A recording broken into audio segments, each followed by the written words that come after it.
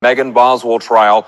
Everyone is being summoned back to the courtroom at this point. We're taking a live look right now inside that courtroom in Blountville as we're waiting on this to come back. Now, we're not exactly sure how this is going to play out. We've been told a couple of things when this verdict is announced. We can tell you we don't believe the judge is going to allow us to hear the jury foreman publishing the verdict. In fact, I think from our understanding, we will have to mute the audio coming from the courtroom. We are going to be able to show you Megan Boswell as that verdict is announced, and then we will, of course, be relaying that to you. Then the judge is going to announce that verbally in the courtroom. We'll see it, so we may see some of the reaction. Our Liam Bridgman is sitting in an adjacent media room where he is watching and is going to be relaying that verdict as it's announced by the jury foreman to our Rebecca Pepin, who's going to join me here on the set in just a little bit as well. But we will be able to relay that to you as this that verdict is announced. So maybe a little different than what you may have been expecting on how this was going to be published once the jury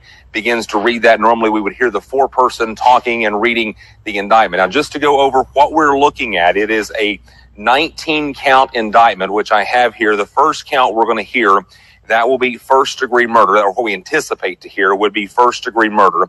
Then we have two counts 2 and 3, related to felony murder. One of those is related to felony murder in relation to child abuse. The other, felony murder in relation to child neglect. Moving to count 4 is aggravated child abuse. Count 5 in this case is aggravated child neglect. They will go through these one by one, and it's our understanding the jury foreman will publish this to the court. So we'll see this playing out, not able to hear it. Then the judge will announce it to us, but Liam is going to relay that to us so we can tell you as it's announced. Count 6 in this indictment, that is going to be tampering with evidence. Count 7, and this is where we have several of them. Count 7, count 8 and 9, 10, 11, 12, 13, 14, 15, 16, 17 counts of false reporting. There was a count 18 of false report. That one was dropped at the beginning of the trial. So that one will not be, that hasn't been pulled from there.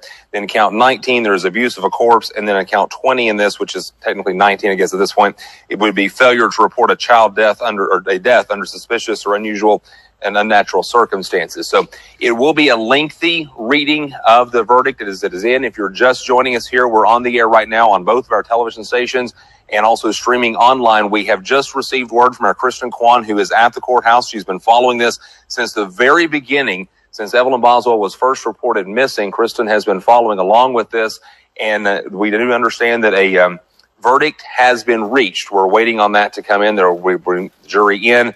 It looks like from what we can see, and I don't know if we can pull that up full or not so you can see the courtroom just a little bit better there, but we can see the prosecution is in there as we will look a little bit.